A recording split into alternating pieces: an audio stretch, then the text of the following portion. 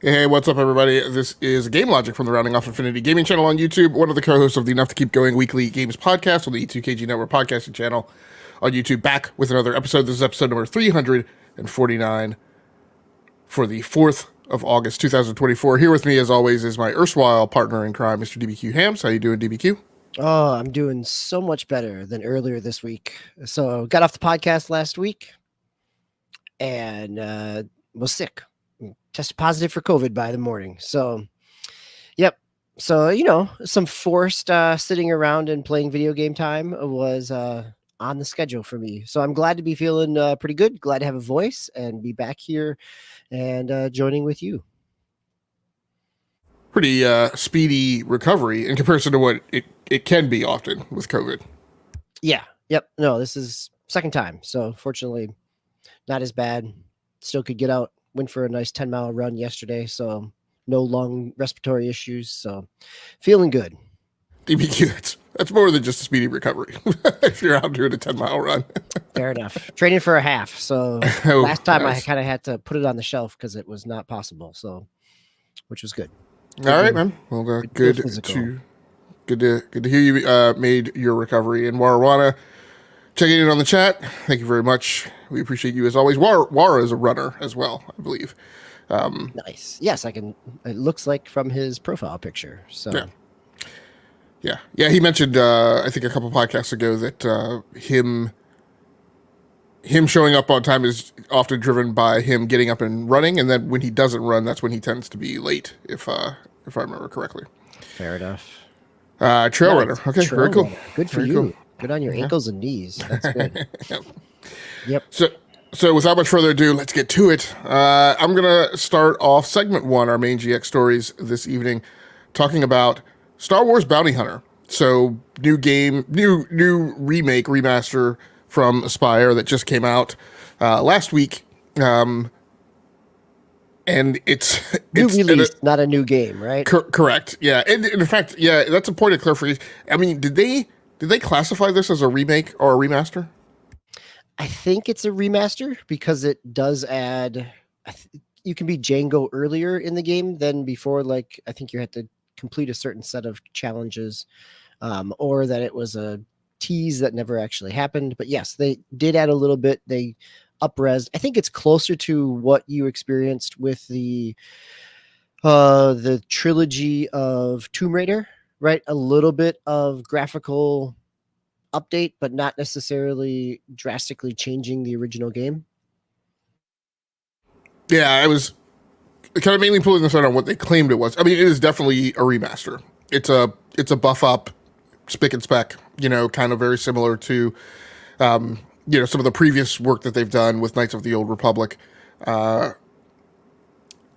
mean, it's a Star Wars You know, they took the buffer out, shined the floors.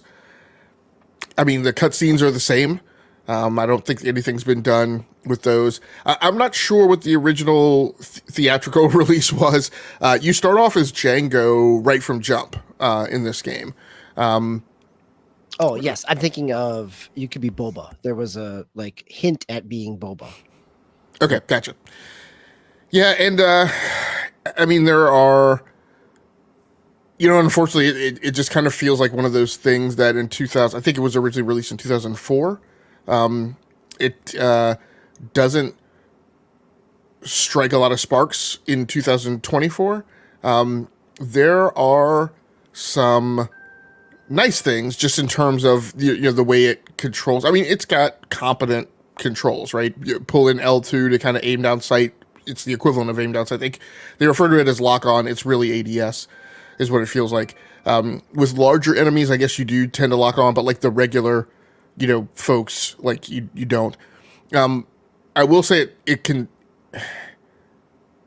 it can present well enough because what winds up happening is in the game it doesn't feel that great from a gameplay perspective, but like particularly once you get the jetpack back, because you don't start off right away with the jetpack. You lose the jetpack right at the very beginning, and when you get the jetpack back, and you play about maybe 30 minutes or so like without the jetpack, and so it feels great like once you get it, and then once you get the jetpack, you can kind of make it theatrical, like an episode of Mandalorian, meaning you don't have to aim down sight at all.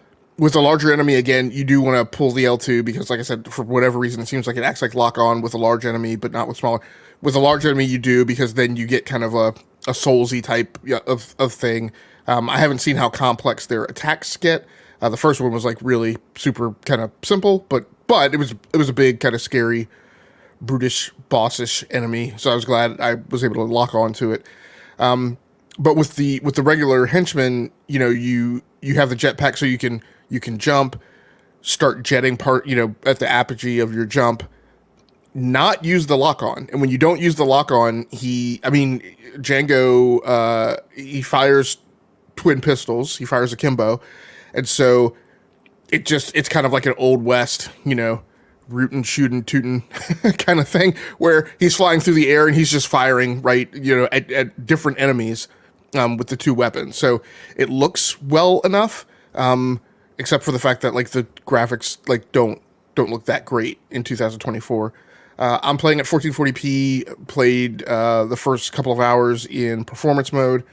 The default audio mix is kind of weird in that the in-game audio seems turned up pretty well, but like when the characters speak, you basically almost like don't hear them, and so you have to manually go in and like boost the dialogue like all the way up just to hear it above like the in-game engine sounds. That's not a big hit. That's just a small nit, you know, for people's information. But right now it just doesn't feel super interesting. Like there's a ton of kind of Halo Combat Evolved kind of non-path following, right? Meaning like you don't know where to go and there's nothing to tell you what to do, and the entire scenery, like everything looks the same. So I went through a little bit of that. I'm on a planet in the bounty you're after steals like a land speeder. And then he takes off, and then he's like hiding in some corner of the city. So you basically run backwards through the entirety of the city that you just traversed to try and figure out where he is.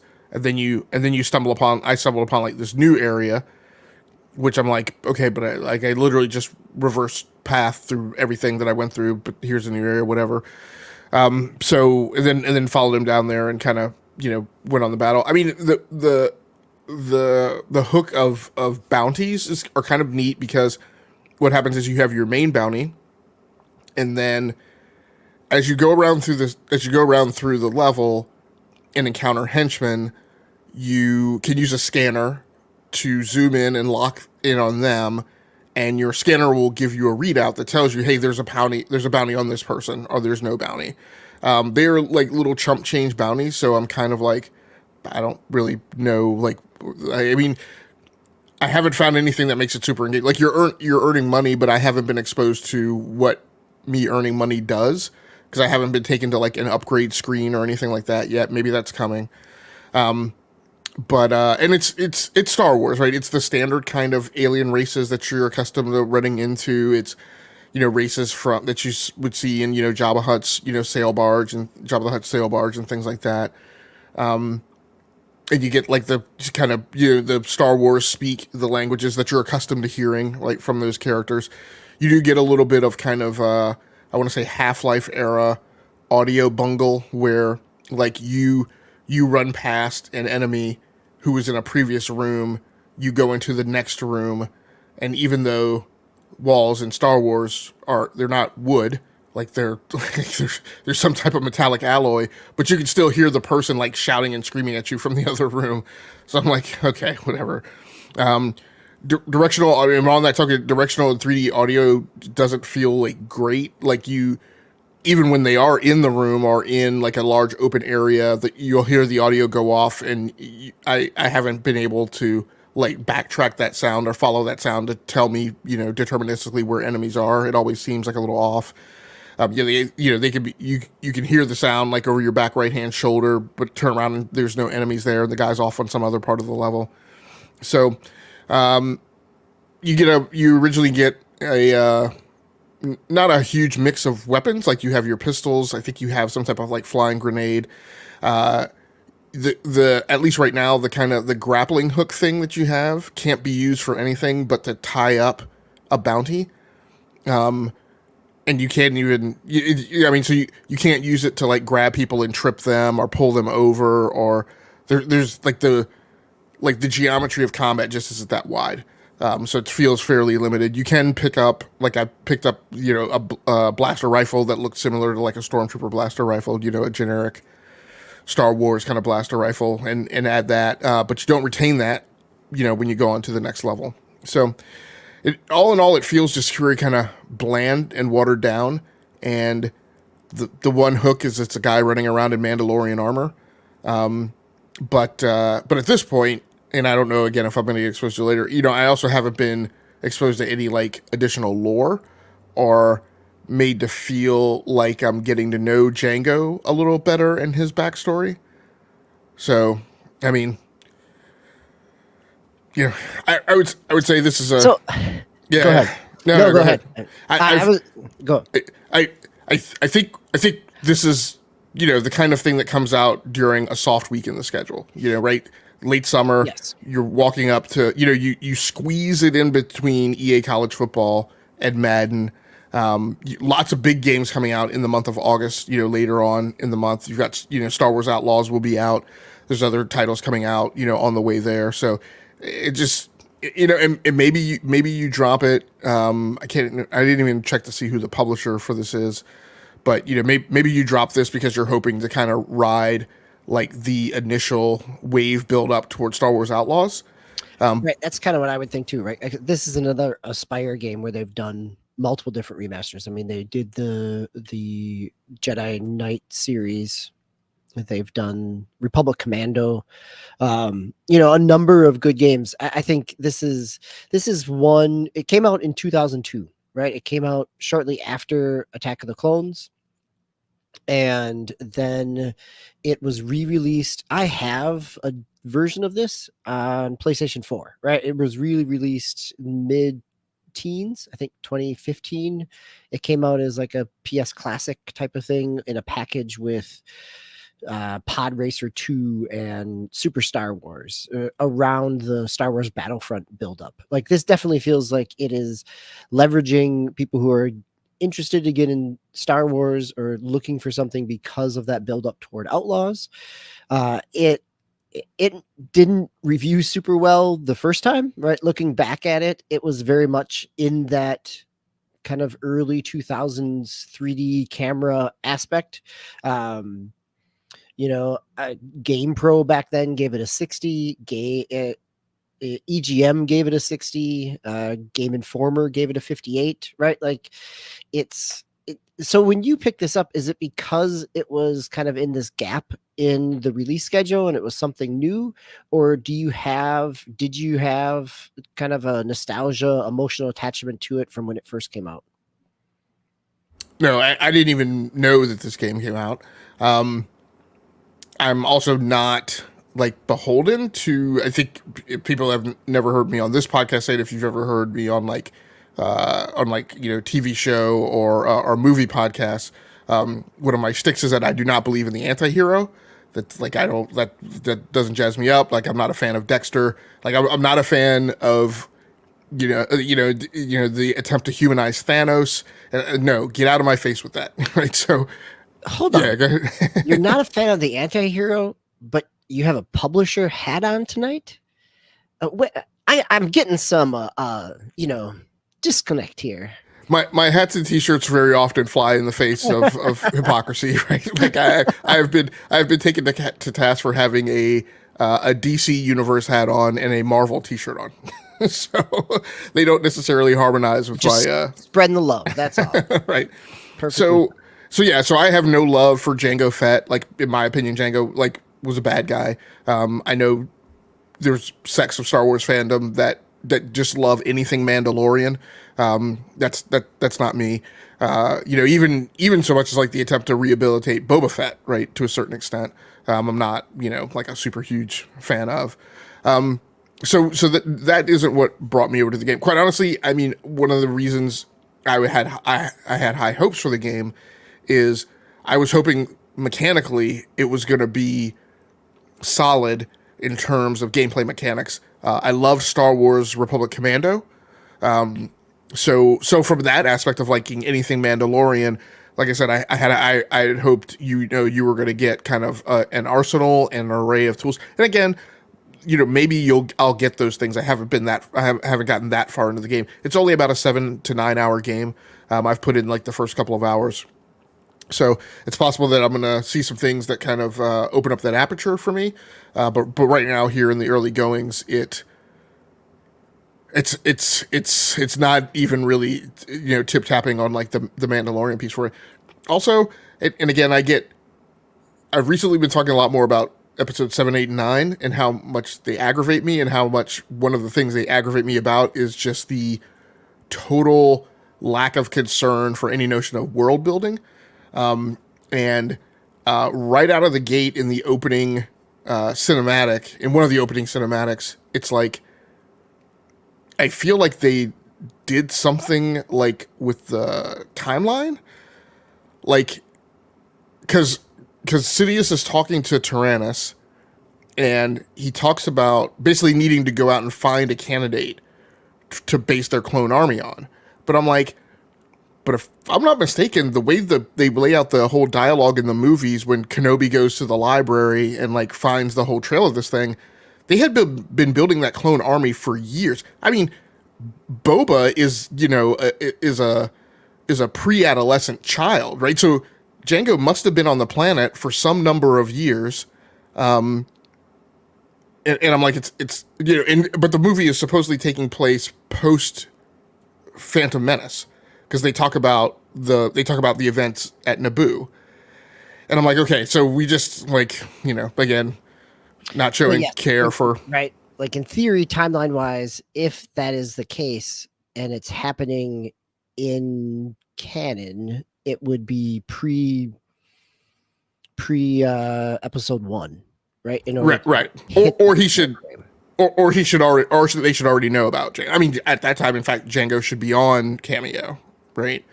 But neither here nor there. That's definitely super Star Wars nerddom and nerd angst. I mean, there's if we'll keep going down that rabbit hole, right? There's nothing to say that he doesn't leave Camino at different times to have the adventures of this middling 3D action game. So no, that would be explained. I assume that on Camino. Thanks for correcting me. By the way, I called it Cameo. I would assume that while on Camino, he periodically went out and did jobs, right, and came back. But with the problem I have is the presentation that like Tyrannus knows absolutely nothing about Jango Fett at that point, and that he hasn't already been discovered as the talent they were going to base the clone army on. But Wow, that's yes. I mean, it is what it is. So many, yes, right. I will take off my EU Star Wars canon hat, but yes, I think one of the things that this is, it's 2002, right? And if we think about other games that came out in 2002 in this kind of style that you've got of like third person action games, right? You get the original Ratchet and Clank that came out. You've got Vice City that comes out the same year. You've got Splinter Cell. The first Splinter Cell comes out. Looking at that, and that's not to say, I mean, there's plenty of other first-person games that come out in that same area. How does it, like control-wise, how does it kind of stack up to those contemporaries? Control wise, it feels fine. I mean, like I said, the aim down side effect, works well. I think it's the blend and kind of convergence with some other game mechanics. Like, so ammo's unlimited. So when the enemies attack, and they attack in fairly large numbers and in small tight quarters. So like initially you're in like a tight interior of a base, and so and in fact at a couple points I actually went in what turned out to be like a locker room where like the security guys were in there, I guess getting ready for watch or whatever. So I pop open this door, and I'm coming into the locker room like from a corridor which is tight, like maybe two persons wide. So I turn the corner, I go into the locker room, the doors snap open, there's like 3 or 4 dudes there. And I'm like, there's no way, and you're engaged in a laser pistol fight, and I'm like, so there's no melee button, so you can switch to fists, and actually I feel like you're a fairly effective fighter with fists, which is great. Like that's great. Now I'm getting like a feeling of being like a Mandalorian, right? Because you're good at range, but you're also good at hand to hand combat. But it's like.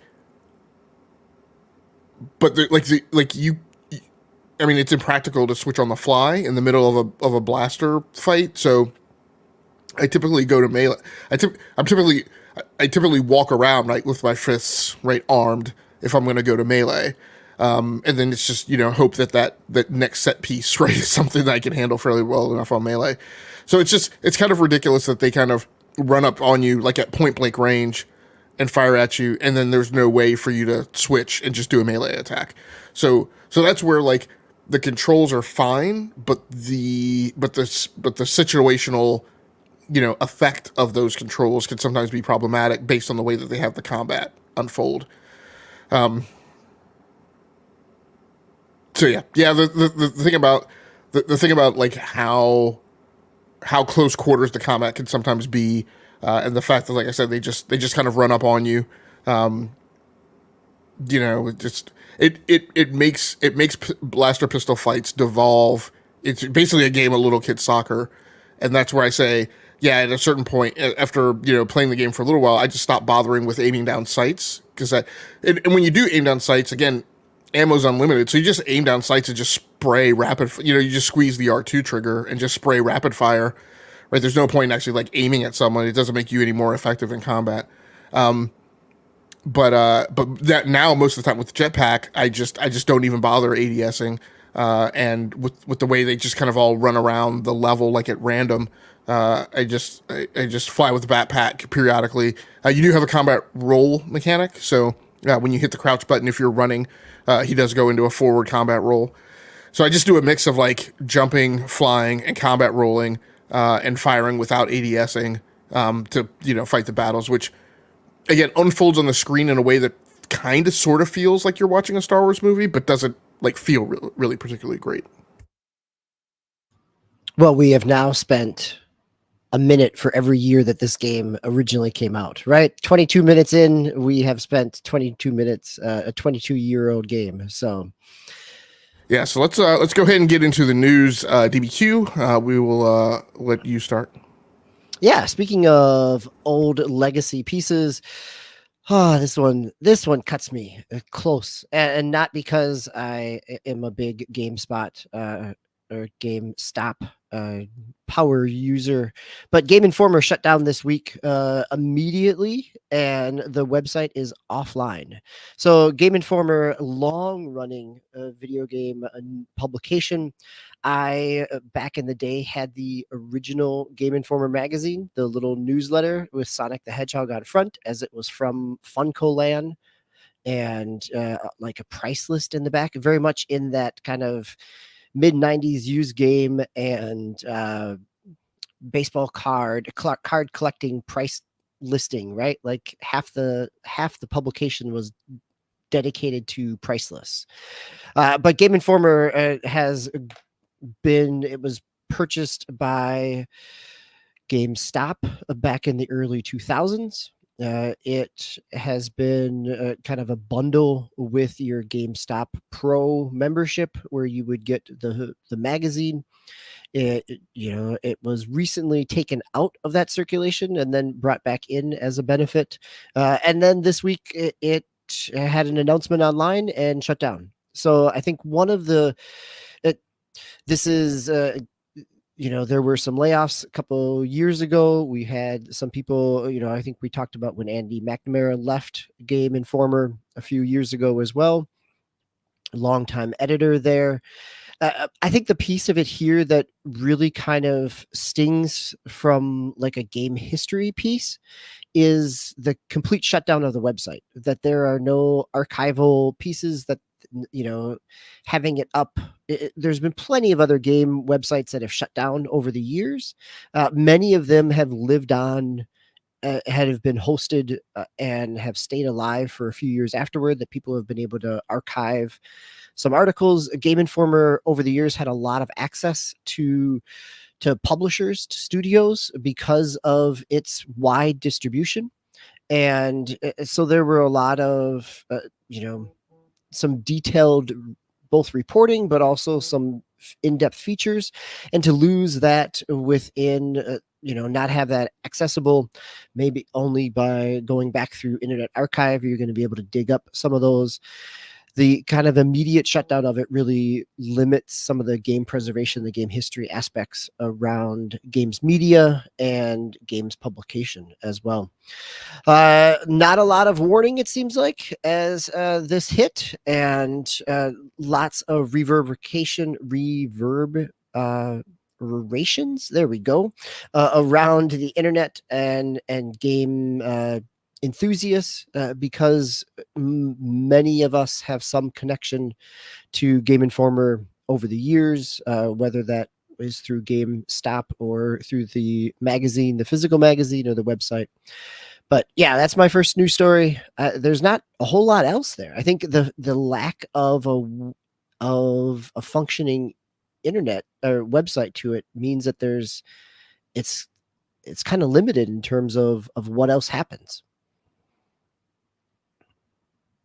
Yeah, just to put a couple punctuation marks right on some of the things you went through. So, I mean, not only were there layoffs like a couple of years ago, but like Game Informer has basically had some type of layoff almost annually, right? Since all of that started. We have people, we have well-known names around the industry like Imran Khan, right, who got laid off from Game Informer, went to Kind of Funny Games Daily for a little while, and is now, I think, over at GameSpot. So, yeah, there's been lots of known names that have kind of come out of Game Informer or rotated to Game Informer, and then been laid off, and are still known names because they show up on well-known podcasts and well-known creative outlets, and sometimes do their own thing, and then so it's been a problem, I feel like, on the gaming journalistic landscape for a while. And I mean, Game Informer has been kind of like a cat. Like they've gone through 9 lives. They've recreated themselves. You had the old guard leave. You had new journalistic leadership kind of rise to the front. The podcast has been on again, off again. Based on things. I think very recently in this latest iteration, they have been like, I mean, other than their inception years at Funko Land, they have some of the skinniest staffing that they've had. but then they tried this kind of like Rise from the Phoenix thing where they were doing the print magazine still and doing, you know, paid subscriptions and other things like that, to kind of get back to the ways they had, you know, done things previously. So it's a shame. As you mentioned, like it is one of the kind of historical landmarks, right, in gaming journalism, and one of the few still in few that were surviving. I think the only thing that is in print today is still Edge magazine, which is in the UK. And Edge, I want to say, only prints like 6 months out of the year. I think they print bi-monthly. So, yeah, the UK publishing is a whole separate, you know, scope there as well. Yeah, so it's a shame. It's also, you know, completely despicable how it went down. I want to say, what was the big? Was it The Escapist? Was the other site that kind of got, you know, went kind scorched of immediately earth? shuttered? Yeah, Yeah, and pulled everything. Yeah, and The Escapist had a lot throughout the mid 2000s. Yep. Yeah, and this was kind of the same thing. So that the entirety of that editorial staff literally got called in to a meeting by, I think, the vice president of HR on Friday. And told, you know, they were being let go and everything was being shut down. There was a staff member on travel, like currently working on a feature, you know, on site with a developer. You know, they've, you know, I'm not entirely sure, you know, into the afternoon on Friday, they were still trying to get the word out to everyone because everyone hadn't gotten the word. And then, like you said, like then just going and pulling the plug on the website, which just seems like, look, GameStop is who GameStop is. They're the people who give you $3, right, on a used game and then turn it around and sell it for $35. Like, I get it, but like the whole shutting the website down, like, is an incredibly petty and penny pitching. I'm like, what? So that was because they didn't want to pay the bill to GoDaddy, like, at the end of the month, you know. So, you know, it's just really, really kind of poor form and poor form for GameStop, who I personally feel, again, despite the kind of mafia kind of tactics that they've always had with consumers, I still feel like they're an important fixture with gaming consumers, particularly these days for gaming consumers that still insist upon physical media.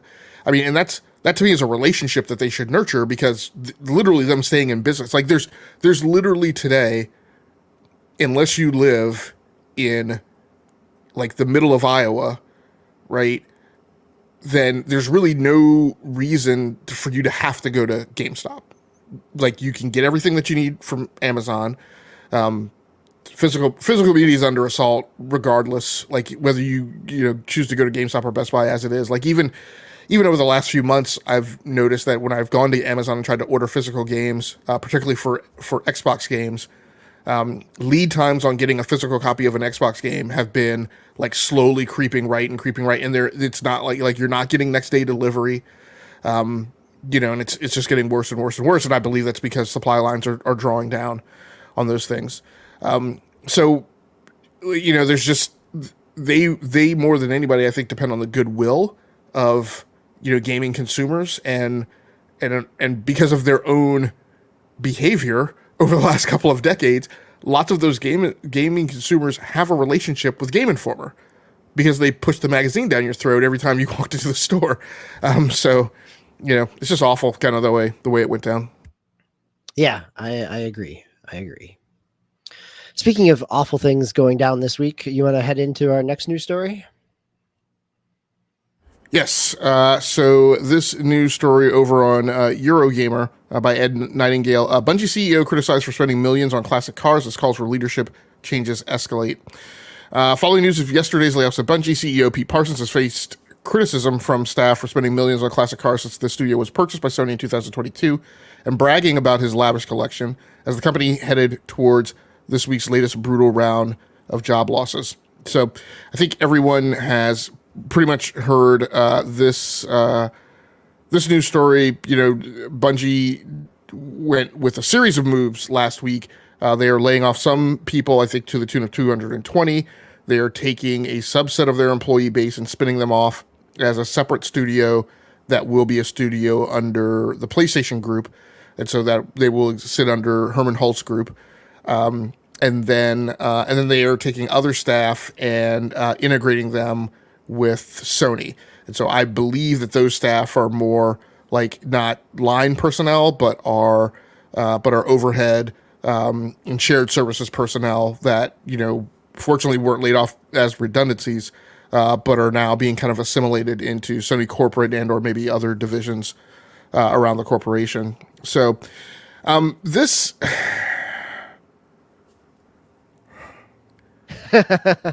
Come on. well, so so I think I'm going to wind up saying things that people don't. So first of all, it's hard for me to comment on this. And fortunately, we didn't cover this this particular angle of this news story on the Basement Radio Arcade podcast. To be quite honest, it's very hard for me to cover this because quite honestly, I'm them. For now more than a decade, for going on 18 years, like I've been on the other side of, I've been in the conference room as a participant in making these decisions. So it would be disingenuous for me to come here and act like I'm, morally outraged and so I can't do that. What I will say about the Pete Parsons thing, we did kind of cover this on BRAP from the perspective of like what I think is happening, and what I think is happening, what I personally think is happening inside Bungie is, I think the senior leadership of Bungie are heading down the path of being ready to cash out. I think that they are behaving in a very similar way to the way that I see innovation companies heads behave when they get acquired by a larger company, and then you see them exit the company like a year later. So typically the way these is, if you're a startup in Silicon Valley and you get acquired by Google, Microsoft, Apple, whatever, the senior leadership stays around typically for about a year, and then you will start seeing people slowly exodus, right? And the reality is that for that past year, they haven't necessarily been responsible for like setting up the company and coiling them up for their next thing. They've been essentially managing the transition and the integration with the intention that they're going to turn the reins over, that they're going to cash out, get their golden parachute, cash in their stock options, whatever, and go on about their lives and have a later on career. I believe that that's the way, these guys are behaving. The Pete Parsons thing, like I said, I don't think I can sit here and comment and say, he shouldn't have laid people off, right? I mean, there's a dynamic to those things. They happen. I don't have the visibility to sit here and say, he shouldn't have laid people off. What I can say is the whole thing about like the car. And the thing I will say that'll make people, and the whole thing about the cars, I get it and I understand. Microsoft has let go in excess of 10,000 people. Have we checked Satya Nadella's receipts to find out whether or not the guy bought anything for the last 2 years? I don't know, So I'm going to jump in here. Yeah, absolutely. Just like, and I'll say this. I sit in a management role. I hire and fire people. I have had those layoff conversations with people. I think I'm not going to, I will agree with you about the not judging the layoffs, because this is not anything different from the rest of the industry that we're seeing, unfortunately. I think the poor form aspect about this is the kind of visible flaunting, or just the results of social media profiles, that if you're going to be out there flaunting the executive level money that you're making, you need to be aware that how that looks to the people that you are employing. And I think that I can speak to. Like, I am fully aware that I know what my salary is, and I know that if I'm having conversations about people's salary, I am very self-conscious in my own role in that, because of trying to maintain staff dynamics and staff relationships. And that this speaks to that, I think, more. I mean, you do have some of the news story here out of Eurogamer with some an employee saying that Parsons was inviting them over to look at his new car acquisitions the week before they were let go. I think I think one of the other pieces here, that the Parsons piece aside, I think and where I can draw lines of conjecture is if around Sony's trust or lack thereof and confidence in Bungie as an entity. That if the studio, the parts of the studio that are trying to spin up new projects are either those projects have been shut down, or that those employees have now been brought under Sony to be a new first party studio, that speaks to, if they had confidence in Bungie's leadership of the ability to have them manage a third team and produce a product, they would have probably, why would that have not stayed within Bungie? I think that they're seeing maybe the challenge and scope of Bungie trying to do more than maintain Destiny and develop Marathon, and that by pulling out those employees into a new studio, it gives them maybe a little more hands-on and hopefully potentially a little more confidence that there's a product that can be shipped. So yeah, going back to the P Parsons thing, yeah, that's where I was going to go and say that I absolutely agree with you. Like, so first of all, so the person who posted on social media that Parsons had invited them over to the house and made mention of like the cars and like that was a woman. So I don't know. Like I'm personally not going to invite a female employee over to my home to show her like all the things that I've bought. That's just kind of weird to me. Now I said, well, maybe that was like an office party or like a leadership, like where he invited like the senior leadership over or something, and he was giving a tour of the home or whatever. Maybe that was that. But in general, like you said, like I don't know that I'm going to run around and flaunt to all my employees the things that I've purchased. That's weird. So the things that you're talking about in terms of the structure of the business, those things are the reasons why I say I believe the things are happening. I don't believe that anything that's happening now has not been a contingency plan that was laid out and talked about. I think one of the things that I've theorized is one of the reasons why I think Bungie has problems is because you look at Pete Parsons and you look at their leadership team and what their experience is. And, I talked about these things on Brep. So again, people in the chat, I apologize if you guys have heard this. None of those people, like you look at the way executives are groomed and people who typically ascend to C-level officer positions. Typically, they get a wealth of experience. They get a lot of different assignments. They typically function across multiple lanes of the business. And essentially, they go through a pipeline where essentially they, maybe not intentionally, but it's just the way it happens to turn out, where they're prepared, right, to take the reins of leadership at that size and that scale. Pete Parsons, and I don't think any of the people on his senior leadership team have that experience. And Bungie grew to a studio size that I believe far exceeded what they had ever anticipated. I often joke around about how, like, again, Silicon Valley, in the gig economy, things like that, like venture capitalists working with startups will frequently say, like, the worst nightmare in the world for those people is overwhelming success, right? Hell, you look at Arrowhead, like, worst thing in the world, Pow World, like, yes, maybe there's upside and good stories to that, and those people handle it well. But in a lot of cases, I mentioned Andy Rubin's company, Essential Phone, when he left Google. That company talked about they were like, absolutely not. We don't want to sell millions of these phones. Like that, we would be overwhelmed and it would be bad. And so that studio grew beyond 500 people. I think up to 800. I've heard some other people think that they swelled at some point to a size of 1,300. I don't know that that's accurate, because we know that the Call of Duty development team, before EA started,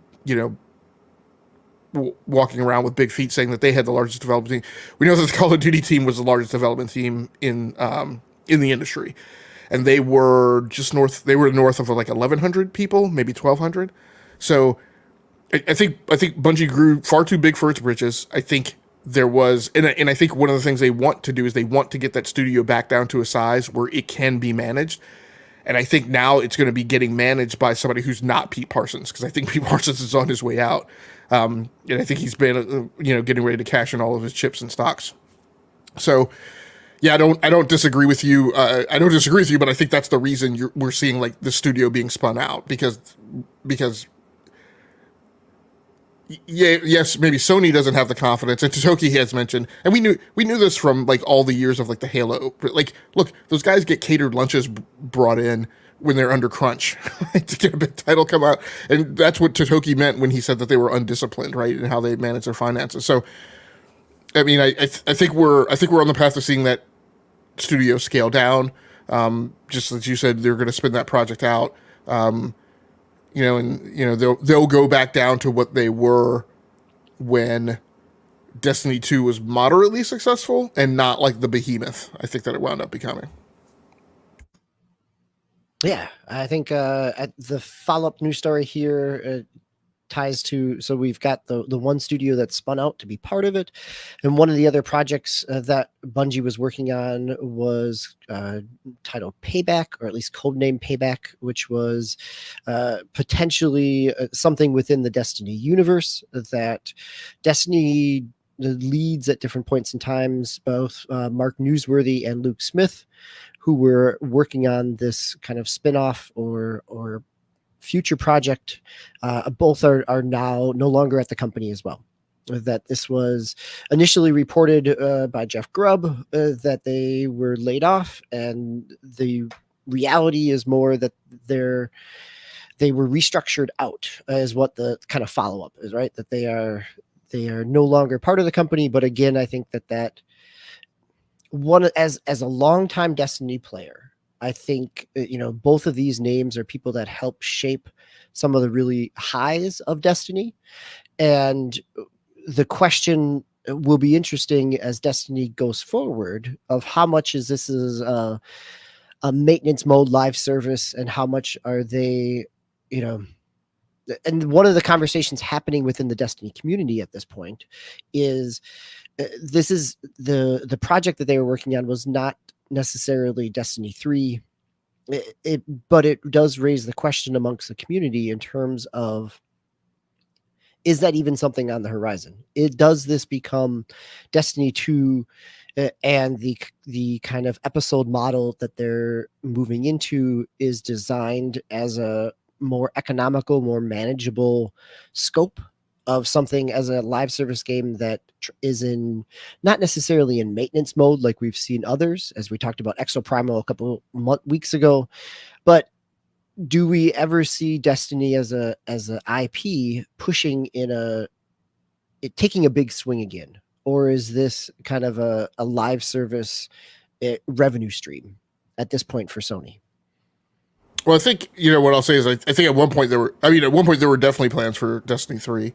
I think we know that because they've in fact made statements that a lot of the content that they pulled for the final shape was actually stuff and mechanics that they had planned on putting in Destiny 3, but they pulled them back because they felt like they weren't making final shape a big enough thing. And I think part of this is also the tail of the tape at Sony, right? I think had they been standalone, they wouldn't have been worried as much about the final shape being a big hit, because they would have just been like, well, we're going to do the final shape and then put the women and children to bed, and and then we're going to go on and work on Destiny 3. But I think the demand for them to financially perform under Sony is what made them go, oh no, let's really try and make a big deal out of the final shape, even though as we've heard, those layoffs and probably that studio spin out were going to happen regardless. So yeah, and I think I agree with you. I think where we are now, I don't know that there will be a Destiny 3. It may very well be that. Again, I have my doubts about the viability of an extraction shooter becoming the next big thing. But it could very well be that Marathon is kind of going to be their flagship property, once it launches. But we'll have to see. Want to go ahead and go on to the next story? No, yeah, I think I appreciate everybody in the chat and the conversations you all are having around layoffs and management here as well. Yep. And yeah, and thanks so much for everybody who's come through. So we got Warawana, Hero Down Under, Priscilla, King of the Vanguard, and I suspect a few others in chat as well. So thanks so much. Yep. Otacon's there as well. Oh, yes, Otacon, sorry. So the next news story over on VG247 by Olsen Kunke. Hoping for the slim chance that Dragon Age the Veilguard is out next month. You shouldn't, as EA suggests it's out October at the earliest. And all of this is driven off of their financial report that came out, their earnings report and call that happened last week.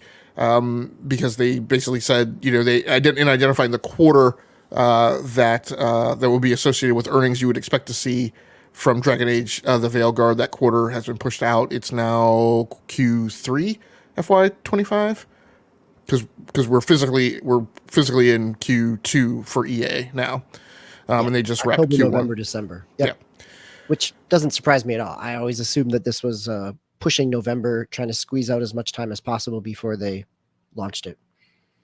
So this is the interesting thing. So we just had Avowed pushed out to 2025 by Xbox under the claim that but my backlog is so big. I think Microsoft's behind. To be quite honest, from a scheduling and looking at the competitive landscape, I quite honestly, I only say claim because it's Xbox and we have so many instances over the last year or two of them being silent about games that they knew were going to be delayed and then right, you know, coming clean after the fact and owning up to it.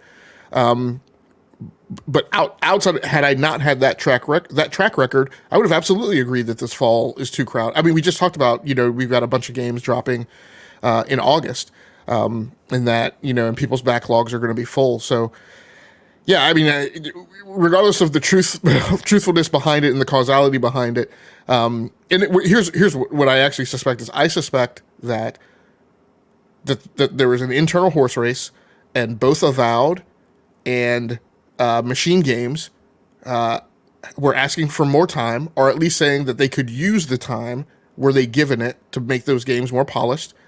I think that there was a closed door conversation about which team was going to get it, but they weren't both going to get it because you got to feed the subscription service. So, you know, and I don't think it was a hard loss. I mean, but I just think arbitrarily the decision came down that Avowed was going to be the one to push out. Maybe based. They've got press riding on indie coming out. That's going to be a bigger seller for them. It's a licensed property, so I'm sure there's an impact of delaying it. So, but yeah, I mean, so, you know, that's the thing, you know, so Dragon Age is going to now push into October, November, December. It's going to be coming out at a crowded time. You've got, you know, Call of Duty coming out as it always does. And again, you know, they're a genre that you're not necessarily going to have you're going to have some overlap with the Call of Duty demographic, but yeah, but there's other games too. I don't know. Do you think this fares well for them pushing out into that part of the holiday season, or that they would have benefited from getting out earlier? I don't think so. I think that they would benefit from as much QA and polish time as they can get, given kind of BioWare's recent history of releases and the debacle that Anthem was, even just the rough state that Inquisition, you know, the stability of servers. So I think, and also there's not, with Avowed out, it's not like we're pushing up against last year with Starfield and Baldur's Gate. And, you know, in terms of kind of RPG-ness, yes, there are other big name tent games out there, but in carving out that RPG niche, especially kind of the Western fantasy RPG versus, you know, the JRPG aspect, there's not a whole lot of other competition for it in the fall release schedule. So you know, to me, it feels like an early November, trying to get it out before the holiday sales piece seems seems very realistic in terms of EA trying to hit some targets. Yeah. I mean, either way, I think they'll be fine. Yeah. And by all means, if that BioWare team needs the time, great Scott, that's a team that needs the time. So all of this goes along hand in hand with strong results being reported by EA. So the story that I'm pulling from, although there's many stories, is over on Tech Power Up from last Wednesday. Electronic Arts reports strong Q1 FY25 results, revenue down, income up year over year. Electronic Arts today announced preliminary financial results for its first quarter ended June 30th, 2024. EA delivered a strong start to FY25, beating net bookings guidance as we continue to execute across our business, said Andrew Wilson, CEO of EA.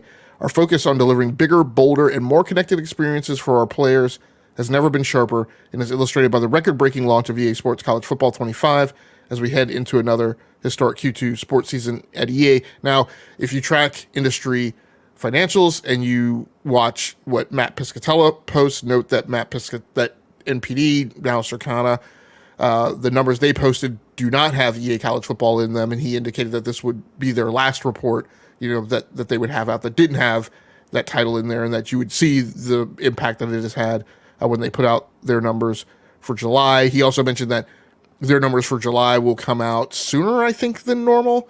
That the June financials, I think, because I can't remember. This is knock on from whatever month it was that had the extra week, but I think the June financials came out a little later because they're almost into August, but the July financials will come out a little earlier. Andrew Wilson talked about strong execution across live events, continued player engagement across their experiences, Q1 results above. I'm sorry, this is the CFO. Results above expectations. EA Sports Men Football grew net bookings by double digits year over year in Q1, $5.3 billion from live service net bookings. EA Sports Football Club Mobile reported record net bookings for Q1, $7.1 billion from total, I don't know what TTM net bookings are. Live services represented 75% of their total net bookings, and 1.9, I think TTM is just a financial factor term, so I don't think it's like a specific division or whatever. It's and $1.9 billion of free cash flow. So EA Sports, kind of the live service king. I mean, the live service king in ways that Activision is like. Activision is very much their Call of Duty, Overwatch, and World of Warcraft. Diablo is kind of like a weird kind of mix, and I'm sure Diablo pushes good numbers, but they don't have the wide array, obviously, with the sports titles and other things that EA does. No, I would put EA up there with 2K in terms of its live service pieces between GTA Online and NBA 2K. Like, there's enough ongoing microtransaction pieces there that keep it competitive or keep EA right in that same conversation. Yeah, so one of the things I would point out is, again, I point this out just to put a different voice of opinion out there than one of the popular trends, I will call it, which is that consoles have no growth, everything in consoles is bad. People don't want exclusives, people don't want AAA, et cetera, et cetera, et cetera. Of EA's of EA's value streams across console, PC, and other, and mobile, their biggest chunk is console. So, commands the largest percentage in terms of net bookings. So, I mean, I don't. I'll just say it directly, I don't believe that what those people have claimed is true. I don't believe that the data supports that. And I will point to you here yet another example of, and I get it, we may be out of the era of explosive growth that got driven when consoles really came to kind of being like the premier gaming platform in the roll up into the Xbox 360, PlayStation 3 era. When we during the era when we saw PC games that had been on shelves as boxed retail, and in the era of like big instruction booklets, go away. Like when you saw them lose shelf space, and then Steam kind of take over, with all like there were corroborating things going on around the industry to indicate why PC was at the time falling off and consoles had become more popular, mainly because console power had increased to the point where for lots of users who weren't as demanding, the power that was available on consoles had hit a point of parity with PCs. I don't think that's kind of the world that we're in today. And EA continues to steamroll. Some other highlights: net bookings for the quarter totaled 1.262 billion, exceeding the high end of the guidance range of 1.25 billion. So they overperformed what most analysts were indicating. This was driven by stronger performance across Madden, NFL 24, Football Club Online, and Football Club Mobile. I think we talked about Football Club.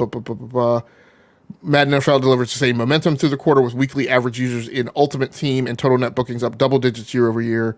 During the quarter, EA revealed Dragon Age: The Veilguard gameplay, which trended #1 on YouTube Gaming and received millions of views.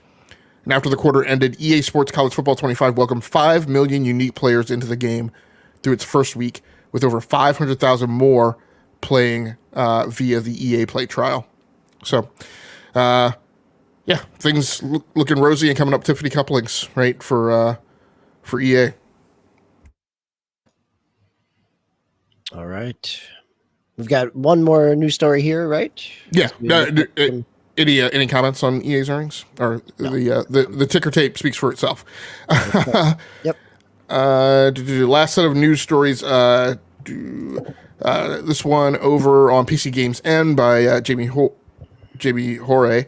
Titan Quest 2's first gameplay trailer shows ARPG fans what they've been waiting 18 years for. So if you're not familiar with Titan Quest is an older title that probably did the best job of cutting very close to the cloth of what Diablo does. And Gabe did well and was popular. But if you ask anyone to name an isometric ARPG off the top of their head in a quickfire situation, most will probably say Diablo. Some might say Path of Exile, and maybe, just maybe, someone will remember good old Titan Quest. I would say Torchlight also kind of gets in the mix now. And maybe it's probably more well-known than Titan Quest was, given the time that it's been since Titan Quest came out. Released on PC all the way back in 2006, the mythological RPG often gets overlooked, but after a very long wait, you can now finally see what its bold new sequel has to offer. Yes, Titan Quest 2 gameplay is finally here. And another reason this game was popular is because it treads on, on Greek mythology, and that's obviously some very of the popular. Have gone off into other mythologies as well. Yep. So gameplay footage got posted. We're not going to dig too deep into what the trailer looks like. The trailer didn't really reveal much from a story perspective. I just pulled the story because I love Greek mythology and I love Titan Quest, and I'm a THQ stan. They've risen back from the grave after I closely tracked their bankruptcy dealings way back in the day, and their reassembly under THQ Nordic, and I'm still a fan, right, of the stuff that they do. And all of this comes by way of the fact that there was a THQ Nordic showcase last week, which unfortunately, I mean, this is one of the things that is kind of time delayed from Summer Game Fest. So Summer Game Fest happens. I think, it was announced. Most people tracking the news should have known that THQ, and there's a number of showcases in August. Many of them are game specific. And so you'll have, I think like a half dozen games this month, including Stalker 2, which has been delayed to November, that are going to do kind of big deep dives from their games that are coming out this fall. But THQ was kind of one of the last major publishers that, again, we knew back at Summer Games Fest that they were doing this showcase in August, but I think a lot of people missed it. Things that were announced during their showcase includes Wreckfest 2, which I've played and been a pretty decent fan of, being a racing fan. Not as much of a fan as I am of some other racing games, but definitely hits its shtick and actually brings in a lot of the crowd. Point of clarification. So have you played Wreckfest 2 or you've played the original Wreckfest? Played the original Wreckfest. Sorry if that was confusing. But brings in a lot of the fans who are not pure racing game fans because they just like the carnage. And probably actually there's probably more wiggle room for it now on the landscape because you have so many people who now cry out about the fact that there's no more Burnout, So this doesn't quite hit that itch because Burnout was so arcadey, but may pull some additional people. We get a Gothic 1 remake, gets loads of improvements. So Gothic was an old style RPG that kind of ran in the same circles as, I want to say, Wizardry, which also just got a remake last year. But that game will be coming back. Epic Mickey Rebrushed is looking gorgeous. Was this a Warren Spector title back in the day? This was a Warren Spector. Yep, it was a Wii exclusive. The second one came out on multiple platforms, but it's been kind of locked behind Wii. So having it out and having it remastered looks really good. Yeah, so we'll be running at 4K 60. It is coming to... Well, it's going to have gyroscope support on both Switch and PlayStation 5, new secrets on every level. I'll have to dig further to see exactly what platforms it's coming to. From what I remember, it's Switch, PS5, and PC. Okay. Titan Quest 2 trailer, as I mentioned, The Eternal Life of Goldman, which is a new kind of indie-ish title, 2D platformer. Weepy Studios is not owned by THQ, right? So that's a third-party publishing deal for them? I think so. Okay. All right. And that's pretty much it. So, and while people may feel that that's not particularly exciting, again, I would look at the fact that THQ is now breaking away from Embracer, and I would say, don't be not excited by them not right. The last time THQ took the stage, they yammered on about how they had 77 games in production. So I think these days, maybe we appreciate that studios are showing some discipline and not just scattershotting everywhere. Take some quality over quantity. So, and just as a point of clarification, Epic Mickey Rebrushed is coming out on PlayStation, Xbox, Switch, and PC. So Wara is correct, even if you were sarcastic initially by saying every platform. And yes, it is now every platform. Okay. Let's go on to segment 3 and wind the show down and fill out the rest of what we've been playing. So I'll go first. I've been also playing Shin Megami Tensei 5 Vengeance. Last time I talked about this game, you talked about it last week a little bit. Yep. Yes. Enjoying the strategy aspects of it. And at the time, what I said was that I felt that I was kind of at the point where I was going to go back and kind of do the grind, right? Because I felt like I was under-leveled. But I didn't, and I went ahead with that fight with like the big Hydra boss, and it made it through that okay. But this time, I did decide that I was going to go back and do the grind. Because I felt I was under-leveled. So I started running into... I'll try and see if I can find a fight with him. Actually, this is the Hydra fight. This is not the one that I wanted. It was this most recent episode.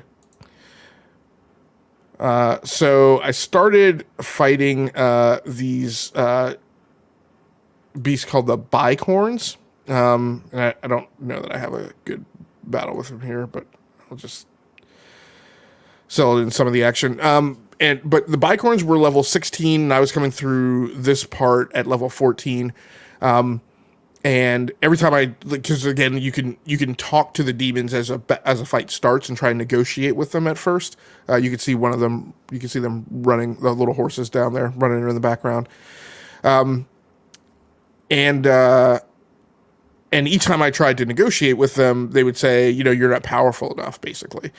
And again, I had kind of powered through the last segment, but this time I said, nope, I'm just going to go back and just go ahead and do the grind. So I went kind of all the way back to the beginning of this level, went through the grind, actually wound up accomplishing some side quests that I had kind of bypassed before, and did level up. And unfortunately, by the time I caught back up to this level, this area of the map again, I was now over-leveled over the Bicorns.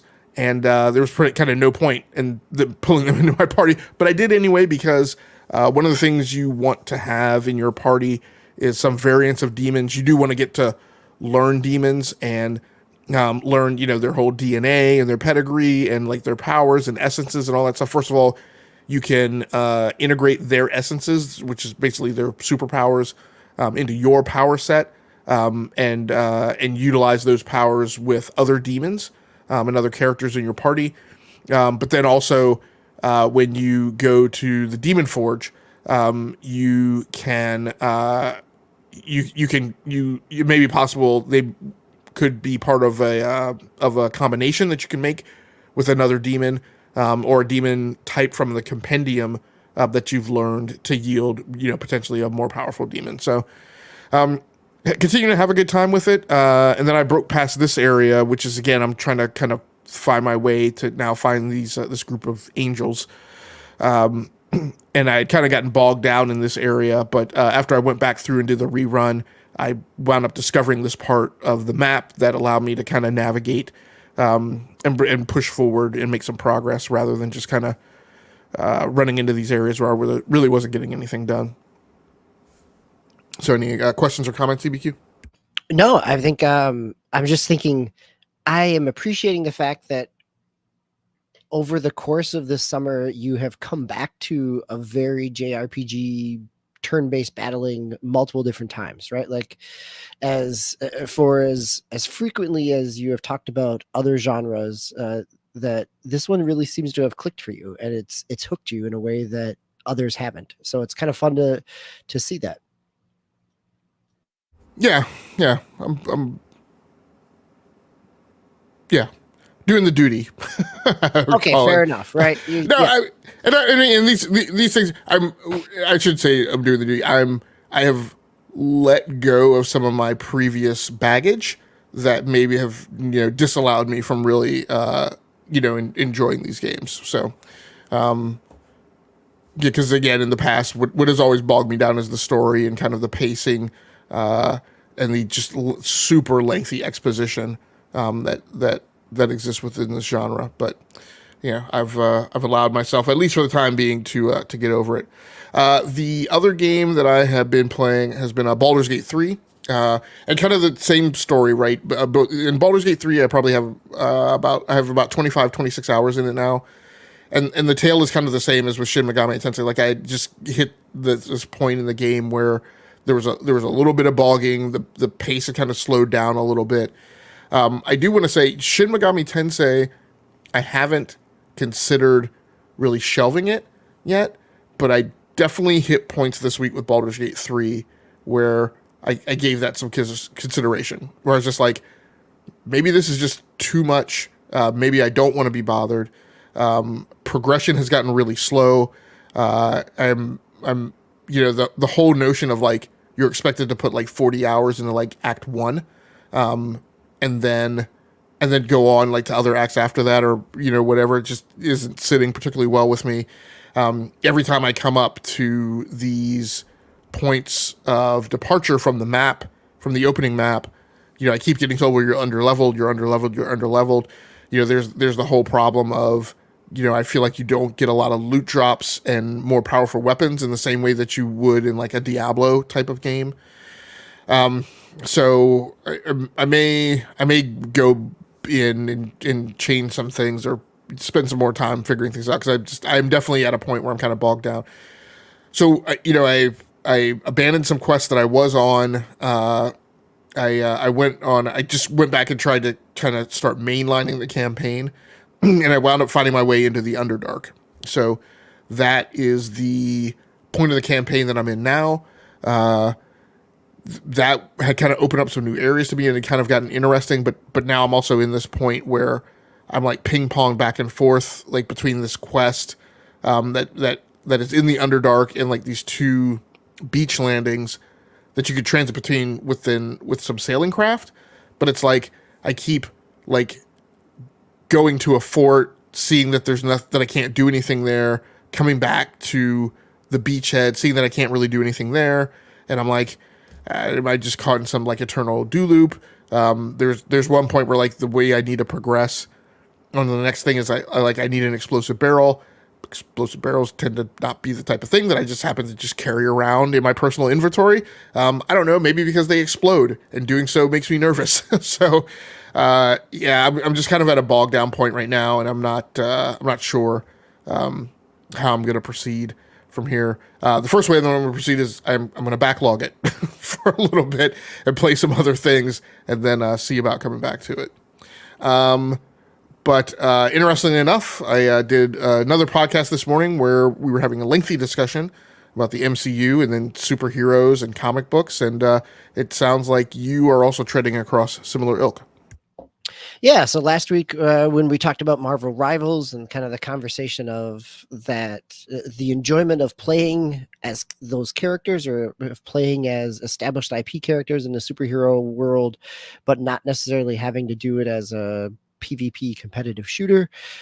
I instead took it down the path of how about some failed live service games? So, you know, the Suicide Squad killed the Justice League. I did pick up the Prime Day giveaway from Epic, but actually I also picked it up on PlayStation 5 when it finally hit my price point. I was waiting for a $20 price point to be able to play it. I want to play it in 4K, sit on my couch, play some Rocksteady, beautiful Rocksteady looking game. And it hit that point, as you know, just like we've talked about it here in terms of Ubisoft. You know, you wait long enough, you're gonna get the price point, and $20 for this game. I feel like my expectations are managed at this point in such a way that this is not a forever game. This is not a viable live service. You know, but I'm kind of enjoying it. I am also having this internal dialogue of like initially I was in the space of I would say initially I'm only like 3 hours in. So I'm not that far. As I said at the top of the show, I was sick this week. So sitting in front of a couch, you know, I had some time to do that, but also let me tell you, sitting in front of the couch, being sick and trying to learn all the move systems of the 4 different characters in the middle of having COVID was hard to wrap my mind around. So I have been able to kind of come back to it and start get a feel for Deadshot, get a feel for the movement of King Shark. Harley Quinn's movement is very similar to traditional Rocksteady games, so that was in my foggy COVID brain was easy enough for me to play around with in terms of transversal. Because a lot of this game, it is a much more fluid game than the kind of bulky weightiness of the Arkham games.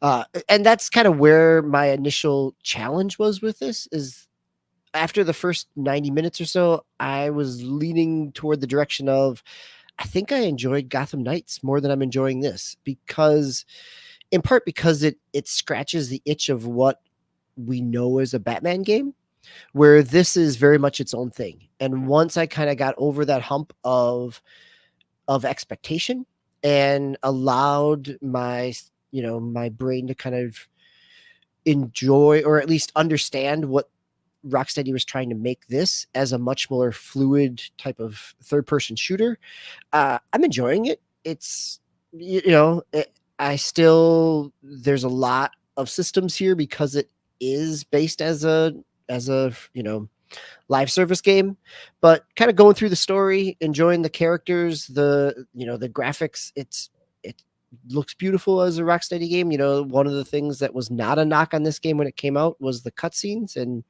they look great. But I've tuned down the I'm not playing at a real hard difficulty, turned down the difficulty, and just kind of having it as a post-apocalyptic Suicide Squad playground, and which scratched a nice itch, right? As we were talking last week of enjoying playing as characters, that part I'm enjoying. So I feel like I will probably kind of chip away at it. It'll be one of those where I fire up every once in a while, play a few missions, and come back, and not feel like I have to get all the way into the leveling systems and everything else. So, I don't know that we've talked about this game when it launched back in the first part of this year. No, I want to say I think you're the only person who's played it. Yeah, on the show, I think so too. Right? I think, and I again, I am I'm enjoying, or at least appreciating, what it is trying to do in the tightness of its when it's trying to tell a narrative. I think the challenge that I'm already running into, and the knocks that we saw when it came out, is the padding of mission structure, right? You have a lot of similar enemies, and this was the same in Marvel's Avengers. You got a lot of aim bots that you're knocking down again and again, and running from one spot to the other. There's a lot of kind of monotony in terms of gameplay. Yeah, Wara says we did discuss the regards to players and the receptions. Yeah, I know that we talked about the game. I don't know that any of us actually played it. So yes, as I was, and speaking of Marvel's Avengers, sitting on the couch or in a bed recuperating, played some Steam Deck and played Marvel's Avengers on the Steam Deck. I had picked it up $6 at one point in time, and it runs great on the Steam Deck. Looks really pretty, runs really nice. Steam Deck OLED, so a nice SSD. Load times are pretty good after playing on both PlayStation 4 and PlayStation 5. And at this point, I have no qualms about, and we talked about this way back when it released, the Crystal Dynamics story in Marvel's Avengers is solid. It is a solid first person. Single player story based, narrative based superhero game. And that is a 7 to 9 hours, depending on how you want to play through the story. And that's what I'm playing. So I'm not trying to even engage with the live service aspect of it, and just really being reminded of how much I enjoy that narrative. And, the combat mechanics are coming back to me, and it's nice to just kind of snuggle up with it on a Steam Deck and enjoy Kamala Khan's story and the kind of redemption and rediscovery of the Avengers within that Crystal Dynamics. And I think that was the way that we talked about it back when it came out as well. Is there's a solid story there that got bogged down in the pursuit of a live service. So one question I had was specifically for that reason. Was there a reason you didn't choose to get Suicide Squad on Steam, where you could then also play it on Steam Deck? Because of the, technically I could, because I have it on Epic, and so I could install it and kind of run it, side load it in, and run it through the Epic Store.